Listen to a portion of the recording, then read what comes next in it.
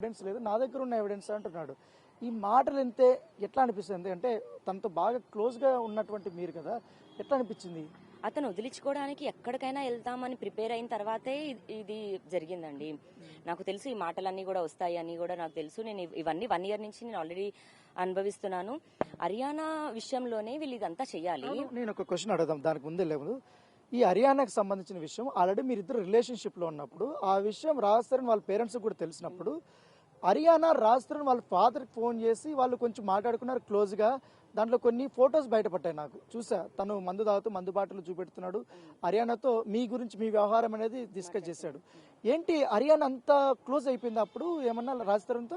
So అప్పుడు అమ్మాయి big boss చేస్తున్న టైం అండి అది. బిగ్ బాస్ లో ఉన్నప్పుడైనా బయటకు వచ్చిన తర్వాత బయటికి వచ్చాక కట్ అయిపోయింది వాళ్ళిద్దరిది. అంతకు ముందు వీళ్ళిద్దరికి ఉండింది. ట్రావెల్ చేశారు, ఒక 3 months 4 months అన్నది ట్రావెల్ చేశారు. న్యూ ఇయర్ పార్టీస్ కానీ బెంగళూరు దగ్గర నుంచి వెళ్ళాయి. అవన్నీ ఫొటోస్ కూడా ఉన్నాయి. కాకపోతే నాకు హర్యానాని బ్యాడ్ చేయాలనో లేకపోతే ఇంకేదో అన్నది లేదు. హర్యానాతో మాట్లాడడం జరిగింది, కొట్లాటలు అన్నాయి నాకు ఆ అమ్మాయికి కూడా జరిగాయండి. కాకపోతే అమ్మాయి అర్థం చేసుకుంది. మరి నిజంగానే అమ్మాయి మనసు మంచిది అయి ఉంటది. అంటే ఇతనితో నాకు ఒక గొడవ ఉండడం వల్ల నాకు ఆమెకి డిస్టర్బెన్స్, కానీ నార్మల్ గా అయితే అమ్మాయికి నాకు ఏమి ఉండదు. మీ ఇద్దరి మధ్య రిలేషన్షిప్ ఉందని హర్యానాకి తెలిసి పక్కకి వెళ్ళిపోయిందా? కాకపోతే కొన్ని ఆడియోస్ నేను విన్నాను, కొన్ని చాటింగ్ చూశాను. హర్యానా మీకు ఒక సమయంలో తను రాజతరంతో ఉన్నప్పుడు ఫోన్ చేసిందని, మీతో వేరే రకంగా మాట్లాడిందని, నీ పని నువ్వు చూసుకో, రాస్తే ఏం పని అన్నట్టుగా కొన్ని వచ్చాయి. నిజమేనా? హర్యానా మీతో మాట్లాడిందా? మాట్లాడిందండి. అన్ని రికార్డింగ్స్ కూడా ఉన్నాయి. Day 1 నుంచి ఏమన్నది కూడా ఉన్నాయి.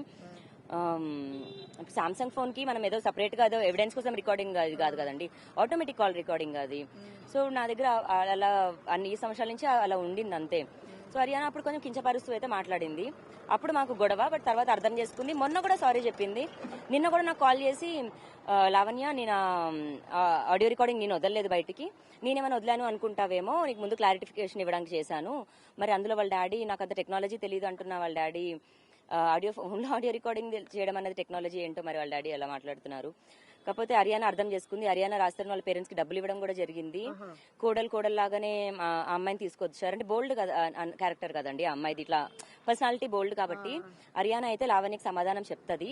వీళ్ళు చూజ్ హర్యానా అని హర్యానానే ఫస్ట్ ట్రాప్ చేద్దాం అనుకున్నారు, హర్యానానే నా మీద పంపుదాం అనుకున్నారు.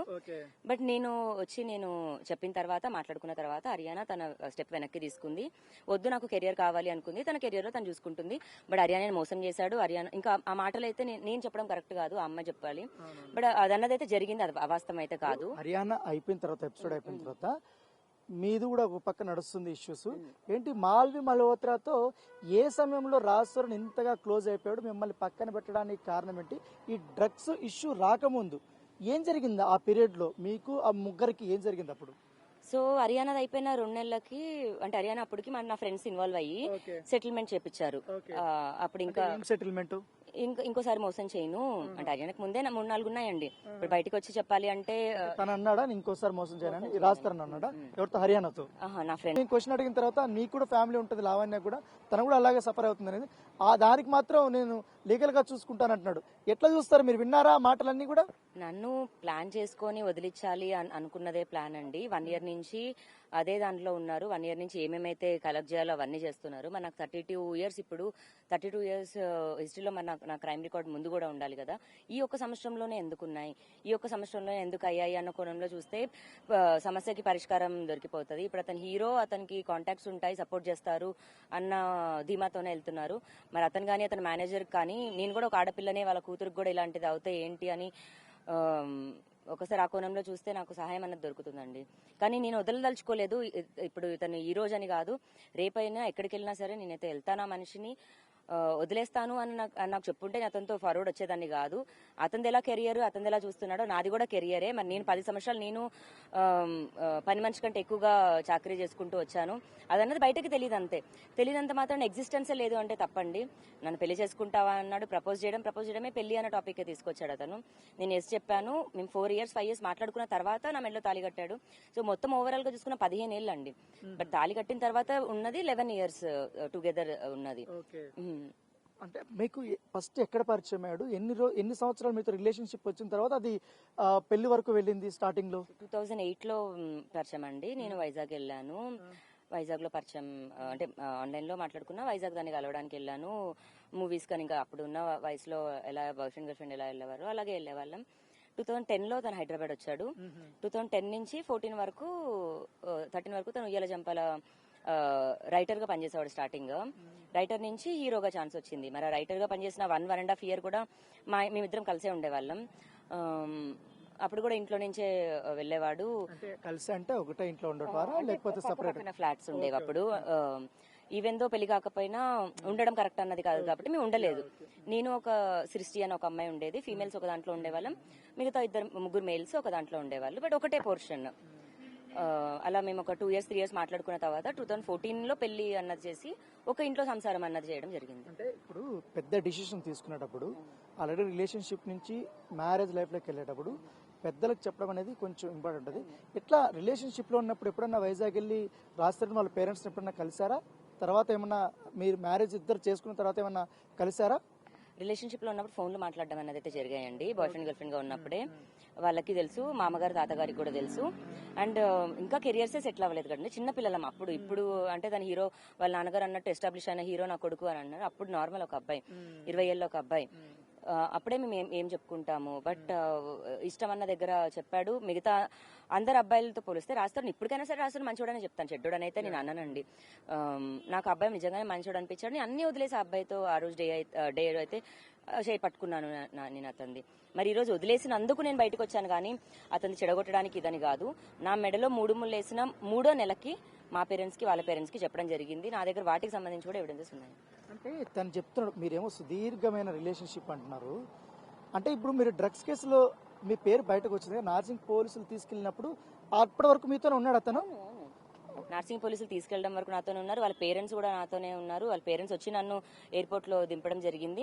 నేను బయటికి వచ్చే అమెరికాకి వెళ్ళేటప్పుడు వాళ్ళ మమ్మీ డాడీ రాజు అంటే కార్లో ఇంకా 6 seater సరిపోదు కదా, ఇంకా రాజు ఇంట్లోనే ఉన్నాడు. వాళ్ళ మమ్మీ వాళ్ళ డాడీ, మా మమ్మీ మా డాడీ, నేను మా తమ్ముడు. అంటే అప్పుడు మీరు అమెరికాకి వెళ్ళేటప్పుడు వాళ్ళు ఏం చెప్పారు, మీతో ఇంటరాక్షన్ ఏం చెప్పారు? అంటే జాగ్రత్తగా వెళ్ళమని చెప్పా, లేకపోతే ఏమన్నా ఇతర వ్యవహారాలు ఏమన్నా మాట్లాడారా? ఏంటమ్మా బాగా ఏమన్నా చెప్పారా?